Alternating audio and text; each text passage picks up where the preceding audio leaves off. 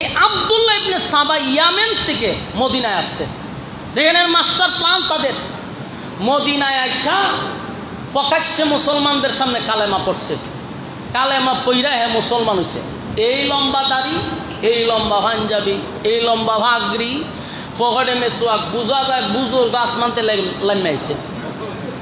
এত বড় বুজুর্গ কালেমা পড়ার পর থেকে তার এবাদত বন্দেগী দিকে মানুষ দিন তো দিন তার প্রতি দুর্বল হইতেছে।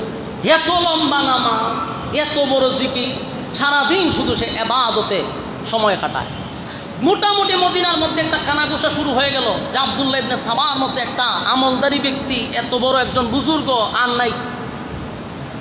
সে কালেমা পড়ছে ঠিক, মূলত সে ইহুদি। মাথায় রাখবেন, সে কি ইহুদি। সে কালেমা পড়ছে তার ভিন্ন একটা উদ্দেশ্যে। এবাদত বন্দেগী এমন ভাবে বাড়াইছে, মানুষ দেখলেই তার কাছে বক্ত হয়ে যাচ্ছে, সর্বনাশ উনি বহুত বড় বুজুর্গ। এটাই সে কাজে লাগাইল। কিছুদিন থাকার পরে যখন মানুষের কাছ থেকে একটা জনপ্রিয়তা পাইছে, সবার মুখে মুখে যখন তার কথা চলে গেছে, সে করলো কি, হযরত উসমান রাদিয়াল্লাহু তাআলার কাছে গেছে। এর ভিতরে উসমান রাদিয়াল্লাহু তাআলার কানে গেছে যে সে একজন ভালো একজন মুসলমান এবং তার ইবাদত বন্দেগী সবার মুখে মুখে উসমান অলরেডি জানছে। সে উসমান রাদিয়াল্লাহু তাআলার কাছে গিয়া কয় যে আমি আপনার কাছে আসছিলাম একটা বিষয় পরামর্শের জন্য। হযরত উসমান রাদিয়াল্লাহু তাআলা বলে, কি পরামর্শ? যে রাষ্ট্রীয় কোনো কাজে আমাকে লাগানো যায় কিনা। বুঝতেছেন বিষয়? ওইখান পর্যন্ত সে অলরেডি চলে গেছে যে রাষ্ট্রীয় কোনো কাজে আমাকে লাগানো যায় কিনা। হযরত উসমান রাদিয়াল্লাহু তাআলা তো সাধারণ কোনো সাহাবী না, বিচক্ষণ সাহাবী। উনি কতক্ষণ তার চেহারার দিকে তাকাইয়া বলল, না, তোমার যোগ্য মনে হয় না, তোমার রাষ্ট্রীয় কোনো কাজে লাগানো যাবে না। মানে কথাটা বলার পরে তার মাইন্ডটা লাগছে, তার মনে অনেক কষ্ট পাইছে যে এতগুলো মানুষের সামনে আমার অযোগ্য বলল। এবার সে কি করলো, এখান থেকে একটু দূরে গিয়া আরো কিছুদিন থাকার পরে ওই যে বিশাল একটা টিম গঠন করছে, মোটামুটি মানুষের আস্থা, এদেরকে বলতে লাগলো যে হযরত আলী থাকতে, এত বড় একজন যোগ্যতা সম্পূর্ণ একজন ব্যক্তি থাকতে, নবীজির আপন চাচাতো ভাই, নবীর বংশের মানুষ, উনি থাকতে উসমান কিভাবে খেলাফত পায়? সিস্টেমটা বুঝছেন? সিস্টেম একটা মাইট দিছে। আর এই কথাটা কিছু সাধারণ মুসলমানরাও এটা আস্তে আস্তে খাওয়া শুরু করছে। দুর্বল মানুষের কাছে কি একটা মেসেজ দেয়। যেমন আমি একটা এক্সাম্পল দিই, আপনাদের মাদ্রাসায় একজন প্রিন্সিপাল আছে, উনি ভালো মানুষ। এখন ওনারা বিদায় করার জন্য তো ডাইরেক্ট কোনো অ্যাকশন নাই।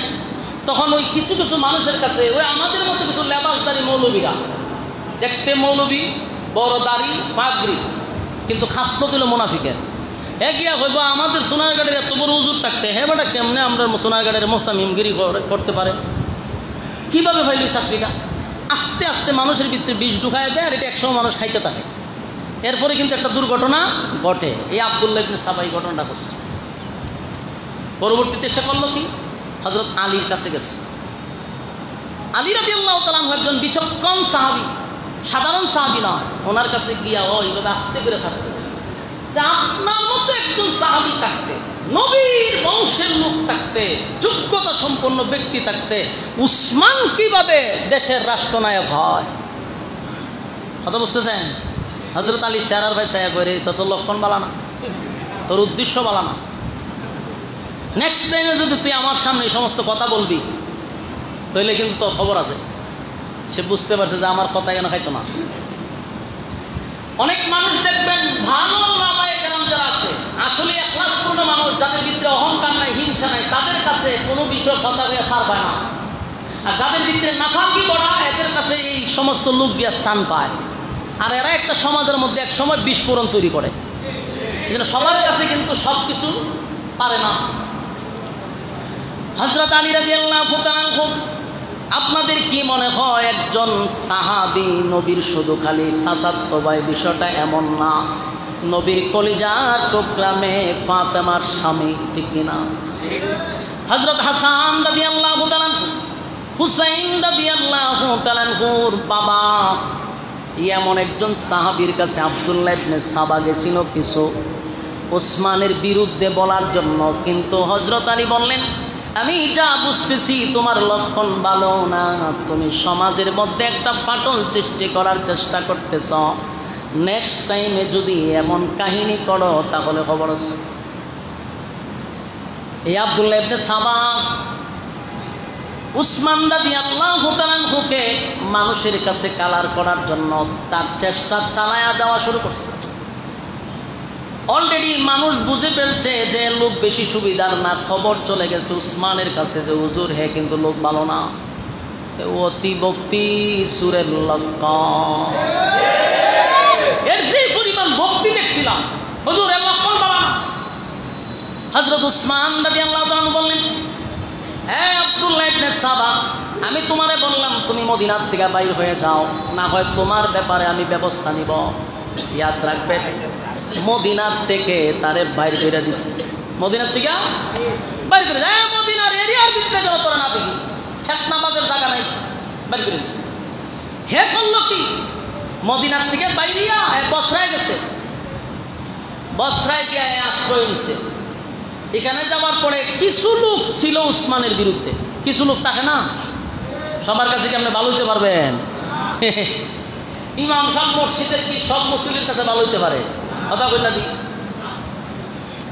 ইমাম সাহেব সুদের ওয়াজ করলে সুদকুর জীবনে ইমাম সাহেবরা বলা হইব? সুদকুরের বাড়িতে ইমাম সাহেবের দাওয়াত দিব আর যে আমার পেটে লাত মারছে? বসরায় যাওয়ার পরে সেখানে গিয়ে উসমান রাদিয়াল্লাহু তাআলা আনহুর বিরুদ্ধে সে ষড়যন্ত্র করতেছে। সেখানের গভর্নরের কানে গিয়া পৌঁছে গেছে যে হুজুরের লক্ষণ ভালো না। বসরার মানুষের কাছে উসমানের বিরুদ্ধে বিভিন্ন ধরনের মন্তব্য করে। বসরার যিনি গভর্নর উনি যখন বুঝতে পারছে যে হ্যাঁ ষড়যন্ত্র শুরু করছে, বসরার গভর্নর বলল তোরে যেন এই বসরার ভিতরে না দেখি, এর বসরার থেকে বাইর করে দিচ্ছে। ইয়াদ রাখবেন, কয়টা দেশ থেকে বাইর করছে? মদিনার থেকে বাইর করলো, গেল বসরা, বসরার থেকে তারে ঘাট করে বাইর করে দিচ্ছে, বসরার এরিয়ার ভিতরে যেন তোরা না দেখি। এখন সে গেছে কুফায়। সে কোথায় গেছে? সেখানে গিয়ে আবার কিছুদিন ইবাদত বন্দেগী, প্রথম যে দেশে যায় গিয়ে ইচ্ছা মতে আগে নামাজ রোজা পড়ে, হাতে একটা তসবিলিয়া থাকবো, মানে মানুষের উপরে তার আস্থা আগে জন্মাইতে হবে যে না লোক বালা। সেখানে যাওয়ার পরে তার ইবাদত বন্দেগী দিকে মানুষ সর্বনাশ। এত বড় বুজুর্গ মানুষ তার উপরে আকৃষ্ট হইতে লাগলো। কিছুদিন পরেই আস্তে আস্তে তার যে মিশন, এটা হলো মানুষের কাছে, জনগণের কাছে উসমানের ব্যাপারে মানুষকে ভুল ধারণা দেওয়া। তাই মানুষের কাছে বলতে লাগলো, অনেক সাহাবীদের কাছেও বলতে লাগলো উসমান কেমন মানুষ।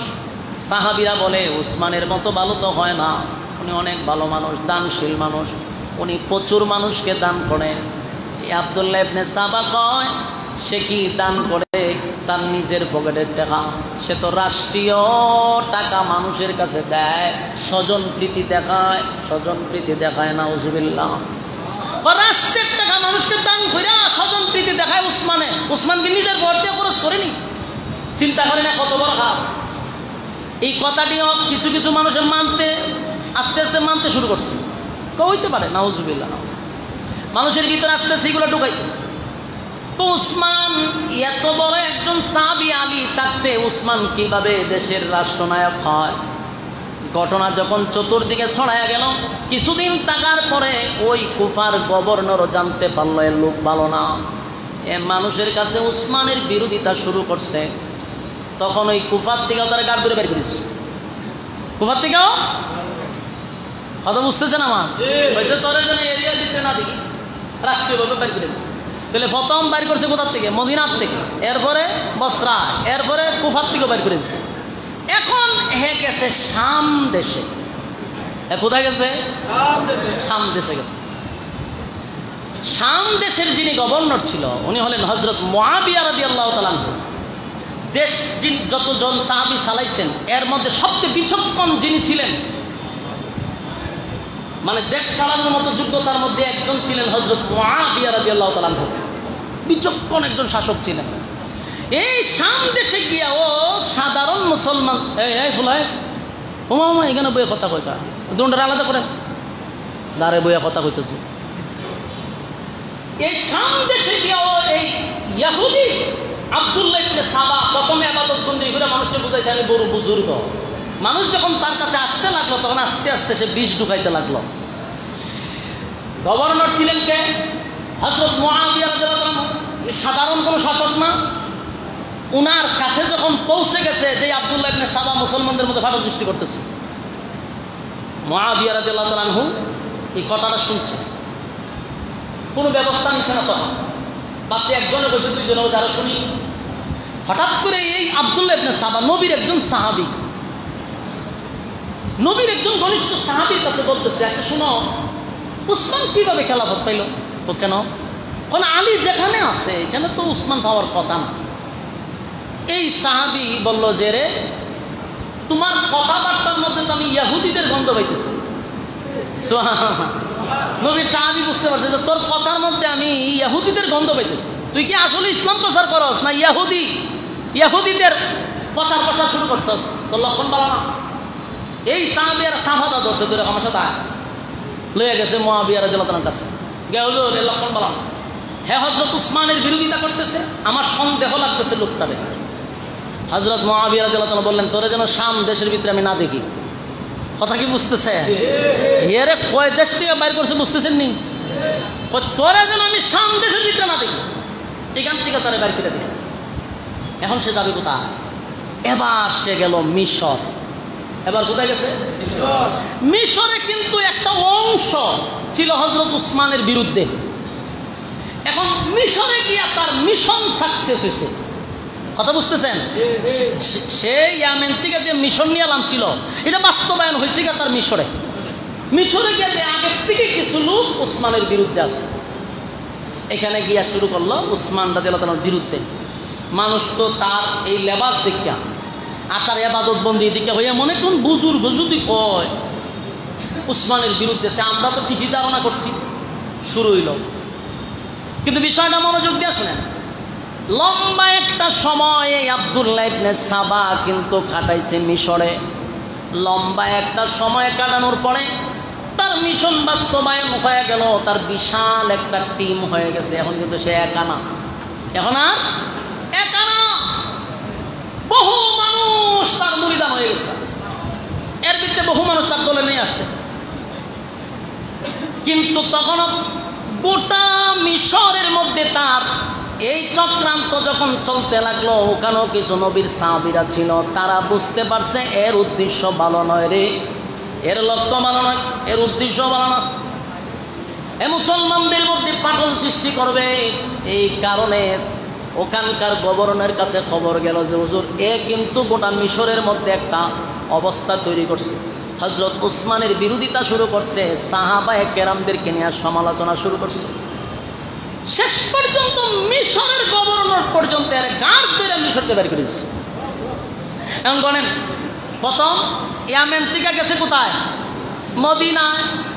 মদিনার থেকে তারে বিদায় করে দিল, গেল কোথায়? বসরা। বসরার থেকে ঘাট ধাক্কা দিয়ে বিদায় করলো, গেল কোথায়? কুফা। কুফার থেকে বিদায় করার পরে গেল কোথায়? শাম দেশে। শাম দেশ থেকে বিদায় করার পরে গেছে মিশর। এখন মিশর থেকে যখন তারে বিদায় করে দিল, কথায় আজ রাখবেন, মিশর থেকে যখন তারা বিদায় করছে তখন কিন্তু সে আর একা না। তখন কি আর একা নেই? এতদিন এসে বিশাল একটা জনগোষ্ঠী তৈরি করছে। এখন তার পুরা টিম নিয়ে সে আবার রওনা দিছে মদিনার উদ্দেশ্যে। এই আব্দুল্লাহ ইবনে সাবা, খুব খেয়াল রাখবেন, মুসলমানের আজকে পর্যন্ত ঐক্য নাই কেন? এর পিছনে কারা ছিল ইতিহাস আমাদের একটু জানা দরকার। এবার সে তার টিম নিয়ে আবার মদিনায় রওনা দিছে। মদিনায় যেমন গেছে এখন তার একা না, এ আরো কাজ করছে কি, ওই যে বসরায় গেছিল, এখানে কিন্তু কিছু লোক তার তৈরি হয়েছে, এখান থেকে কিছু লোক নিছে, কুফার থেকে কিছু লোক নিছে, কারণ তার তো কিছু লোক হয়েছে, কুফার থেকে কিছু লোক লইছে, শাম থেকে কিছু লোক লইছে, এইভাবে নিয়ে বিশাল টিম তৈরি করছে। গেল মদিনা। মদিনায় তখন বিশাল লোক লইয়া ঢুকছে। মদিনার অলিতে গলিতে খবর হয়ে গেছে আব্দুল্লাহ ইবনে সাবা বিশাল একটা টিম নিয়ে এখন মদিনার ভিতরে ঢুকছে। সেখানে গিয়ে সে অবস্থান করল।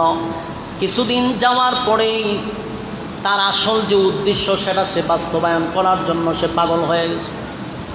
এবার তার টিম নিয়ে বসছে, বসে শোনাও,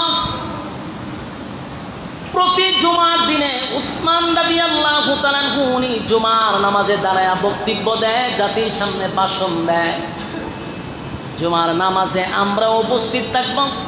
যেই মাত্র উসমান রাদিয়াল্লাহু তাআলা আনহু যখন উনি বক্তব্য দিবে মসজিদের মিম্বরে দাঁড়াইয়া, তখন আমরা মসজিদের চতুর্দিক থেকে সবাই লাফ দিয়া দাঁড়ায়া যাব, একটা গোলমাল তৈরি করবো আর বলবো আমরা আপনাকে ক্ষমতায় দেখতে চাই না।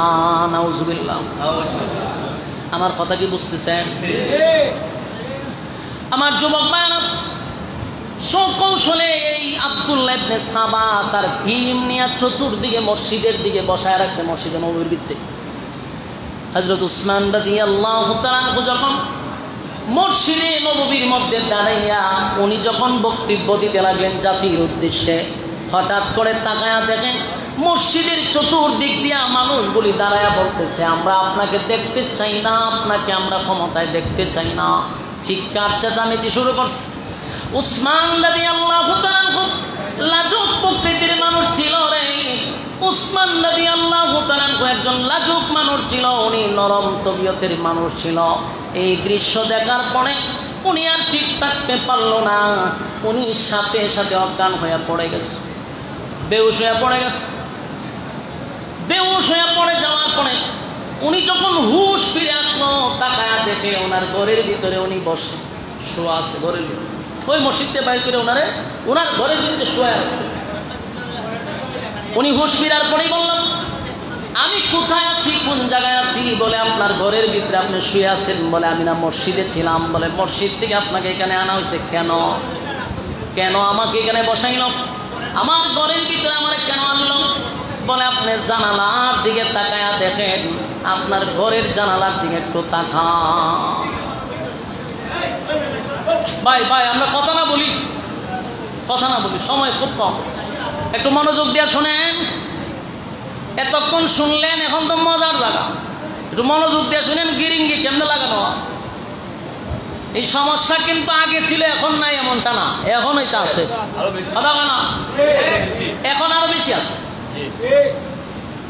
ঐক্যবদ্ধ হইয়া কেউ যদি চলতে চায়, মাঝখানে কেউ ঢুকতে জায়গা ঢুকতেই একটা ফাটল সৃষ্টি করে। আজকে যত বলবো যাবতীয়, যত মারামারি, যত হানাহানি, সব মুনাফিকদের কারণে।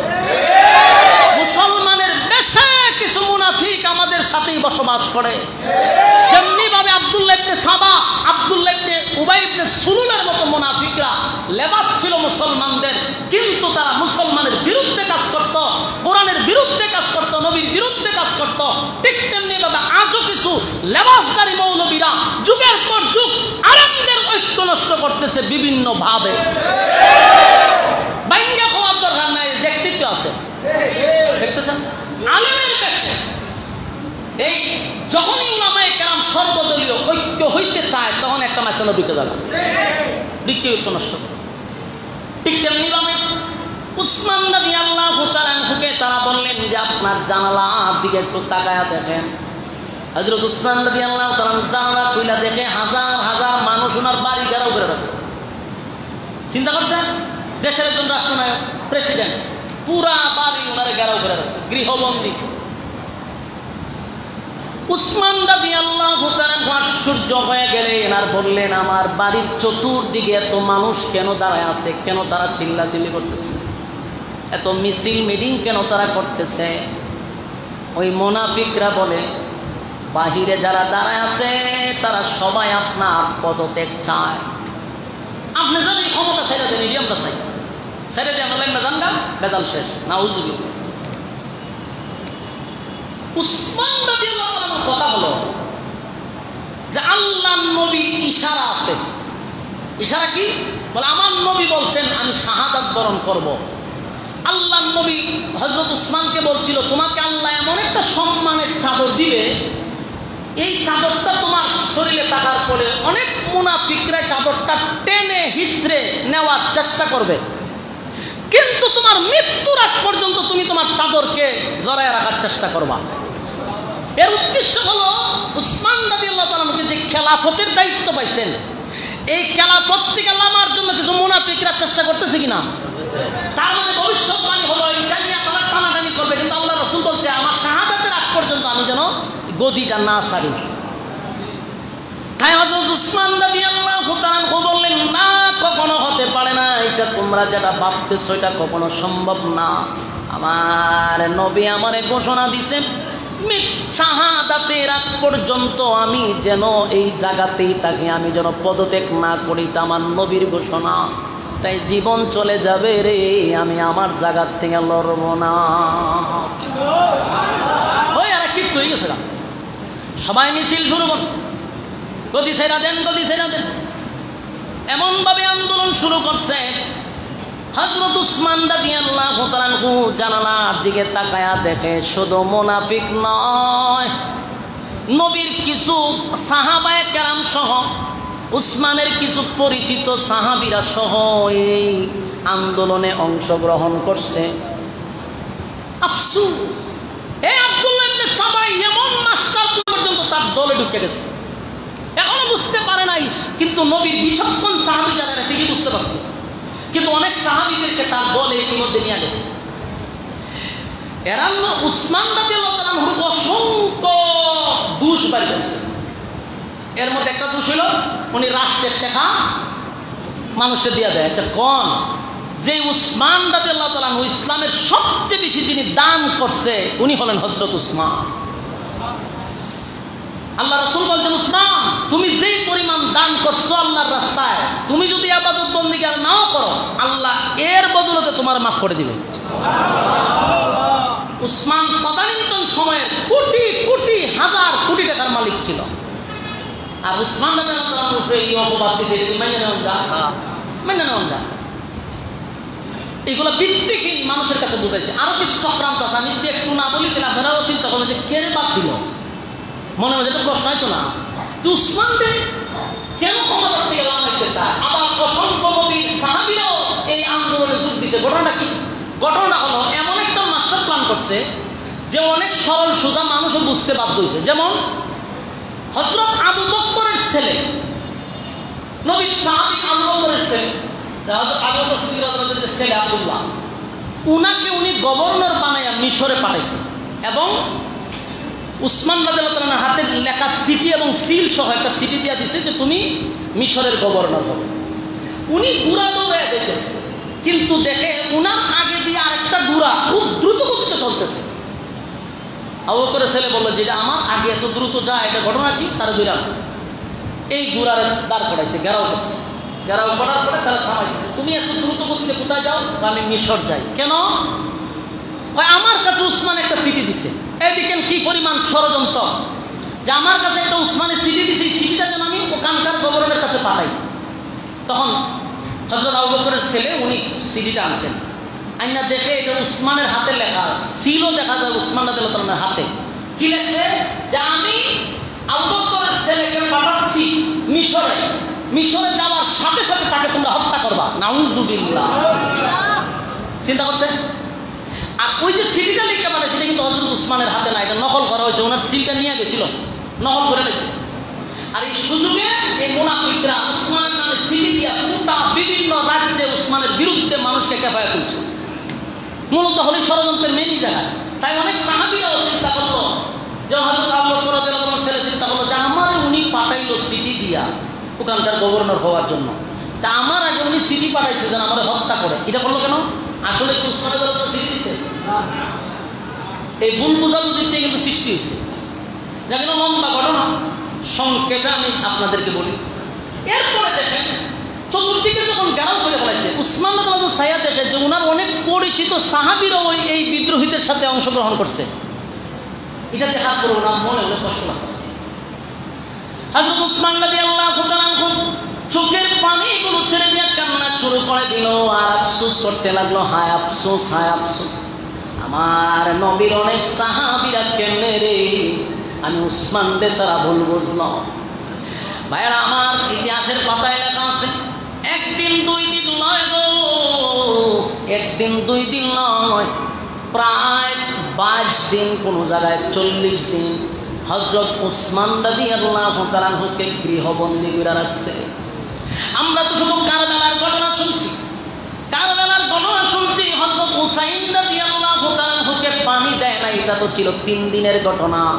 আর হযরত উসমানকে পানি দেয় নাই 22 দিন। সেই ঘটনা কেউ মানুষের সামনে উপস্থাপন করে না। এটা একমাত্র শিয়াদের একটা চক্রান্ত। এই শিয়াদের চক্রান্তের কারণে আজকে এই আলোচনাগুলি কোনো মৌলবী করতে চায় না। আমরা শুধু শুনি হযরত হুসাইন রাদিয়াল্লাহু আনহু 3 দিন পানি না পাইয়া কারবালাতে, যে আমরা বিশ্বাস করি কষ্ট দিছে, এটার বিরুদ্ধে আমরা কথা বলি। কিন্তু উসমানকে যে 22 দিন পানি দেয় নাই, 22 দিন খানা দেয় নাই, গৃহবন্দী করে রাখলো, সেই ওয়াজ কোথায় গেল? সেই ওয়াজ করে না। হযরত হুসাইন রাদিয়াল্লাহু তাআলা কারবালার প্রান্তরে শাহাদাত বরণ করছে, এটা আমাদের কলিজায় আঘাত লাগছে।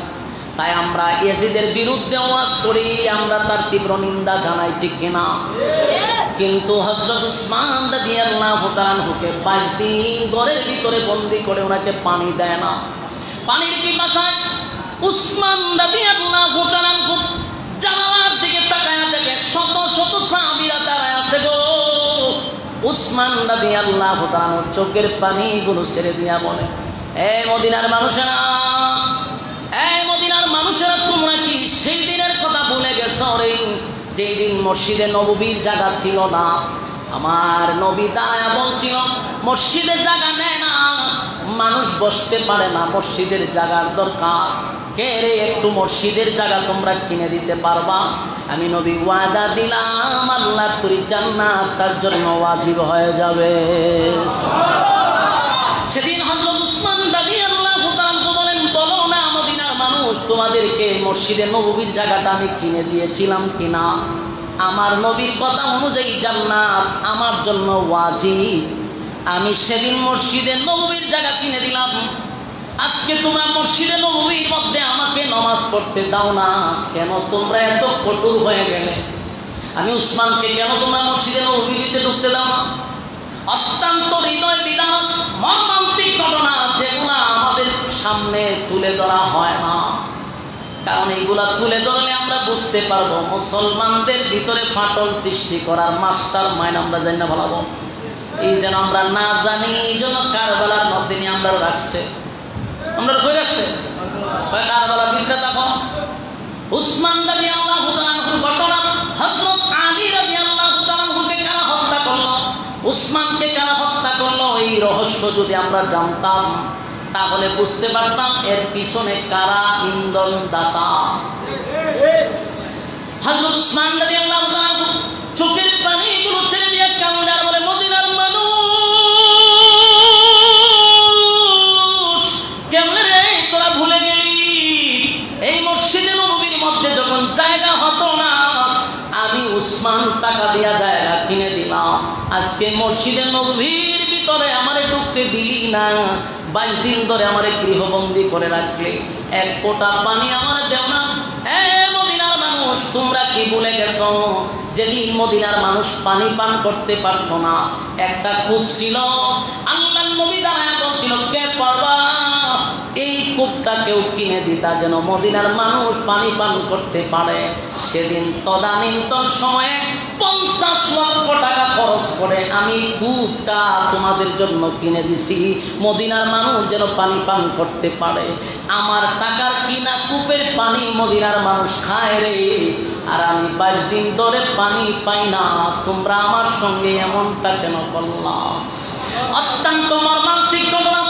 উসমান রাদিয়াল্লাহু তাআলা কান্না বিদ্রোহীদের কানে যায় না গো। অনেক সাহাবীরা উসমানকে ভুল বুঝতে লাগলো। হায় রে, উসমান বারবার বলল, আমার টাকার কিনা পানি তোমরা খাও, আমার স্ত্রী আর আমি পানি পাই না। আমি পানি পান না করে রোজা রাখি, ইফতার ছাড়া রোজা রাখতেছি। উসমান রাদিয়াল্লাহু তাআলার এই বক্তব্য শোনার পরে আম্মা জানের উম্মে সালমা নবীর একজন স্ত্রী ছিল, উনি যখন শুনল উসমানের এই করুণ ঘটনা, উনি তাড়াতাড়ি 1 বোতল পানি উনি হযরত উসমানের কাছে নিয়ে আসার জন্য রওনা দিল। কিন্তু তাকায়া দেখেন আম্মা জান উম্মে সালমা যখন উসমানের কাছে পানি নিয়ে আসবে, তখন রাস্তার মধ্যে ওই বিদ্রোহীদের দলেরা আম্মা জানকে আটকায়া দিছে। মহিলাদেরকে দিয়ে আম্মা জানকে চেক করেছে। চেক করে দেখে পানির বোতল কত বড় 5 সেদিন আম্মা জানকেও এক ফোঁটা পানি উসমানের কাছে নিতে দেয় নাই, পানি নিতে দেয় না। হযরত উসমান রাদিয়াল্লাহু তাআলা চিঠি লিখলেন হযরত আলী রাদিয়াল্লাহু তাআলার কাছে, আলী রে, গোটা মদিনার মানুষ আমার এক ফোঁটা পানি পান করতে দেয় না। হযরত আলী চিঠি পাওয়ার পরে পাগল হইয়া উসমানের কাছে চিঠি লিখলেন আর বললেন, উসমান আপনি শুধু ওয়ার্ডার দেন, আমি উসমান আপনি শুধু ওয়ার্ডার দেন, আমি আলী ওয়াদা দিতেছি আমরা তাদের সঙ্গে যুদ্ধ করব, যুদ্ধ করে সবগুলারে শেষ করে দিব, আপনি শুধু অনুমতি দেন। কিন্তু উসমান রাদিয়াল্লাহু তাআলার কথা বলো, মদিনার জমিতে, নবীর জমিনে আমি উসমানের শাসন আমলে কোনো রক্তপাত আমি দেখতে চাই না। এত নির্মম, উনার উপরে এত নির্যাতন চালাইলো, কিন্তু উনি একটা কথাই বলল, আমি উসমান বেঁচে থাকতে মুসলমানদের মধ্যে মুসলমানদের রক্তপাত হোক এটা আমি চাই না। কারণ হযরত আলীকে উদ্দেশ্য করে বলল, আলী রে, এই বিদ্রোহীদের মধ্যে শুধু বিদ্রোহীরা না, এখানে নবীর অনেক সাহাবীরা ঢুকে গেছে, অনেক মুসলমানদেরকে ভুল বোঝানো হয়েছে, যুদ্ধ শুরু করলে মুসলমানের হাতে মুসলমান হত্যা হবে, তাই রক্ত আমি দেখতে চাই। হযরত আলীও চেষ্টা করলেন উসমানের কাছে যাওয়ার জন্য, কিন্তু বিদ্রোহীরা আলীকে আটকায়া দিল। হযরত আলী রাদিয়াল্লাহু তাআলাকে উসমানের কাছে যেতে দিল না। হযরত আলী তখন মাথার পাগড়িটা উসমানের কাছে পাঠাইয়া দিল যে আমি আসতে চাইছিলাম কিন্তু আমার আসতে দেয় নাই রে। এই অবস্থা যখন চলতে লাগলো, অন্যদিকে হযরত আলী রাদিয়াল্লাহু তাআলা ওনার ছেলে, দুইজন যুবক ছেলে, একজন হাসান, হুসাইন রাদিয়াল্লাহু তাআলা, দুইজনকে পাঠাইয়া দিলেন, তোমরা উসমানের বাড়ির প্রথম গেটের সামনে দাঁড়ায় থাকবা, কোন বিদ্রোহীরা যেন উসমানকে হত্যা না করতে পারে। কলিজার দুইটা ছেলেকে পাঠাইয়া দিল, তোমরা যেভাবেই হোক উসমানকে হেফাজত করবা। সুবহানাল্লাহ। তো সামনে তো দরজায় দাঁড়ায় আছে হযরত আলীর ছেলে, দুইজন যুবক দাঁড়ায় আছে, অসংখ্য যুবক সাহাবীরা উসমানের পক্ষে ছিল, তারা দাঁড়ায় আছে যেন উসমানের উপরে আক্রমণ না করতে পারে। কিন্তু এই গাধক মুনাফিকের বাচ্চাগুলি, ইহুদিদের বাচ্চাগুলির স্বভাব হলো পিছন দিকে মারা, এটা স্বভাব কি হতা হয়। আপনারা দেখছেন না ফিলিস্তিনের অবস্থা, যখন মানুষ ঘুমায় তখন ইহুদিদের বাচ্চারা আমাদের নিষ্পাপ মা বোনদেরকে হত্যা করে, এটা তাদের অবস্থা। সম্মানিত শুধু সময়ও শেষ, আলোচনা কতক্ষণ নিয়ে যাব, আমি আপনাদের সামনে শেষ কথা বলি। সামনে দিয়া যখন উসমানকে পাহারা দিতেছিল, কিন্তু আব্দুল্লাহ ইবনে সাবার গোষ্ঠীরা উসমান রাদিয়াল্লাহু তাআলা ওয়াল টপকাইয়া ভিতরে যখন ঢুকে গেল, উসমান রাদিয়াল্লাহু তাআলা একজন সাহাবীর সঙ্গে কথা বলতেছিল। এর মধ্যে মদিনার অনেক সাহাবী উসমানের কাছে গেছে, অনেক আনসার সাহাবীরা গেছে, হুজুর খালি অনুমতি দেন, আমরা আপনার পক্ষে যুদ্ধ করব। উসমানের কথা হলো, না, কোনো যুদ্ধ চাই না, আমি গতকালকে স্বপ্নে দেখছি রে, আমার নবী আবু বকরকে নিয়া, ওমরকে নিয়া দাঁড়ায় আছে, আমারে বলতেছে উসমান আজকে রাতে তুমি আমার সঙ্গে চেহারি করো। নবী স্বপ্নের মধ্যে ওনাকে পানি পান করাইলেন, উনি তৃপ্তি মিটাইয়া পানি পান করছেন। আর আল্লাহর হাবিব বললেন স্বপ্নের মাধ্যমে, তুমি এখন রোজা রাখবা, শীঘ্রই তুমি আমাদের সঙ্গে বসে ইফতারি করবা। সুবহানাল্লাহ। হযরত উসমান বুঝে গেছেন যে আজকে ইফতারের আগে আমি দুনিয়ার থেকে বিদায় হয়ে যাব, আমি শাহাদাত বরণ করব।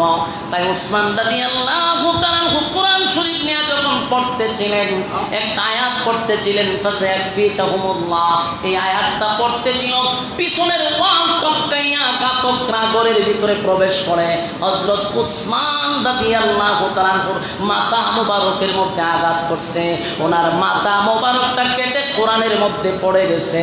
আমার যুবক ভাইরা, পিছন থেকে আঘাত করে উসমানকে হত্যা করলো, উসমান রাদিয়াল্লাহু তাআলা শাহাদাত বরণ করলো। যে আয়াতটা পড়ছিল ফাসায়াকফিকাহুমুল্লাহ, তাদের জন্য আল্লাহই যথেষ্ট, এই আয়াতের মধ্যে রক্তটা যখন পড়ে গেল, কিয়ামতের ময়দানে অসংখ্য সাহাবীদের সাক্ষী হবে, শাহাদাতের সাক্ষী হবে গুড়া তলোয়ার, কিন্তু হযরত উসমান একমাত্র ব্যক্তি যার শাহাদাতের সাক্ষী হবে স্বয়ং আল্লাহর কোরআন।